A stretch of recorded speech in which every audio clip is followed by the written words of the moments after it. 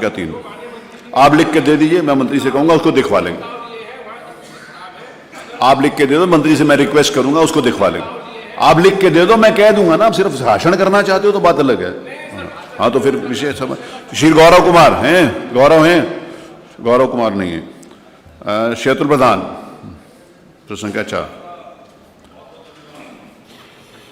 मैंने माननीय मंत्री से एक सवाल किया था कि निजी नलकूप के लिए जो सिंचाई की व्यवस्था है मुफ्त की, तो वो पिछले 2 साल से माननीय लागू है, लेकिन उसमें लगभग 5 लाख किसान ऐसे हैं अभी जिनको या तो बाहर कर दिया गया या इसमें शामिल नहीं हो पाए।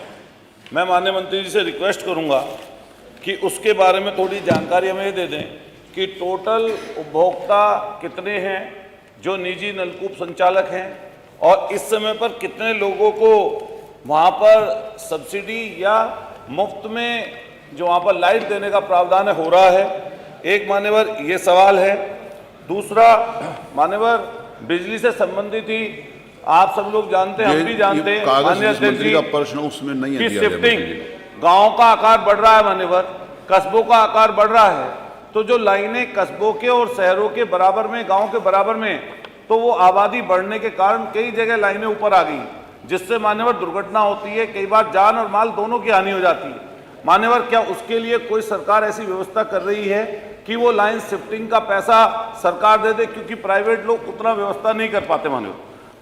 दूसरी बात ये है मान्यवर कि चोरी की व्यवस्था इतनी खराब हो गई मान्यवर, तार के तार 3-3, 2-2 किलोमीटर के मान्यवर उतर जाते हैं और ट्रांसफार्मर चोरी हो जाते हैं। इसमें सबसे ज़्यादा दिक्कत ये आती है कि एफआईआर कराने में ही कई जगह 15-15 दिन, 20-20 दिन लग जाते मान्यवर, और फिर इसके बाद आपके रिपोर्ट दर्ज होने के बाद लाइन आने में महीनों बीत जाते हैं। मैं माननीय अध्यक्ष जी आपके माध्यम से सरकार से पूछना चाहता हूँ कि पिछले 4 साल में पूरे प्रदेश भर में, मैं मेरठ का तो बता सकता हूँ, 1 साल में लगभग जो है 5 से 7 करोड़ रुपए के तार और ट्रांसफार्मर चोरी हुए। 4 साल में कितनी चोरियां हुई, उसकी व्यवस्था सरकार ने क्या की है? एक माननीय मंत्री से मेरा सवाल ये है कि जो लाइनमैन हैं हमारे यहाँ, बड़ी संख्या में मान्यवर आउटसोर्सिंग के कर्मचारी आपके बिजली विभाग में हैं, उनकी इतनी बुरी व्यवस्था है, दुर्दशा इतनी ज़्यादा उनकी हो चुकी है कि बहुत कम पैसों में रात और दिन मान्यवर वो काम करते हैं, और फिर उसके बाद में कई लोगों की दुखद मौत हो जाती है।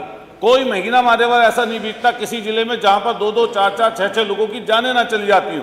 मैं माननीय मंत्री से पूछना चाहता हूं, क्या उनके लिए कोई सुविधा या उनको परमानेंट करने की कोई ऑनलाइन बनने की व्यवस्था सरकार कर रही है? एक मान्यवर मैं और आपसे सवाल करूंगा कि ओटीएस स्कीम, मान्यवर बस मैं कुछ और चीज नहीं बोल रहा। ओटीएस स्कीम मान्यवर आपकी आई थी, अच्छी स्कीम थी और कई लोगों को उससे लाभ मिला है, लेकिन इसके बावजूद भी बहुत सारे उपभोक्ता ऐसे रह गए मान्यवर जो उस स्कीम में नहीं आ पाए, या किस कारण से नहीं आ पाए या आपको बताओ, क्या उसकी संख्या कुछ है? अगर उनकी संख्या कुछ है, क्या उनको शामिल करने का सरकार कोई काम करेगी? माननीय मंत्री जी। प्रश्न मूलतः किसानों की सिंचाई और उनकी बिजली व्यवस्था का था।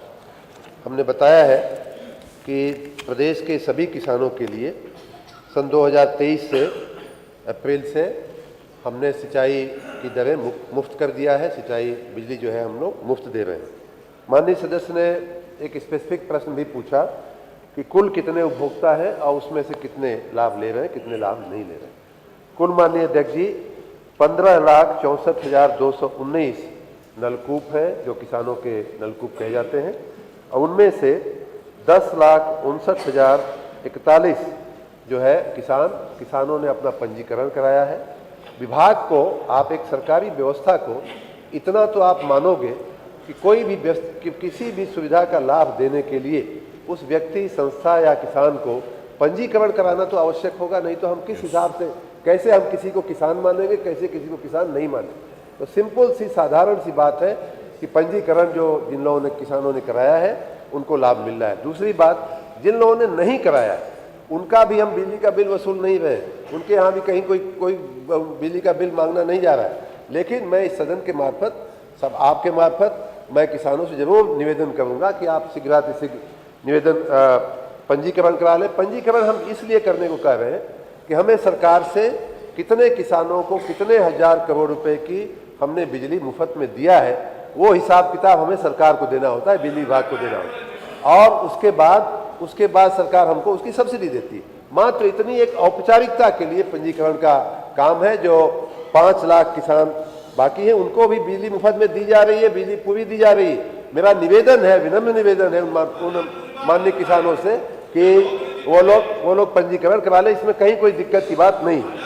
रही बात ये जो सूचना वही बता रहे हैं, रही कितने लोगों ने कराया, कितने लोगों ने नहीं कराया। सभी सूचना किसानों बता को रहे हैं। मुफ्त बिजली दी जा रही है, सूचना वही बता माननीय अध्यक्ष जी, सभी किसानों को मुफ्त बिजली दी जा रही है। पंजीकरण एक छोटी सी सामान्य औपचारिकता है जो करने से सरकार को सहूलियत हो जाएगी, श्री जगदीश वो नारायण। करा लेने के लिए हमारा निवेदन है। संख्या 5 श्री जगदीश नारायण, पद संख्या 5।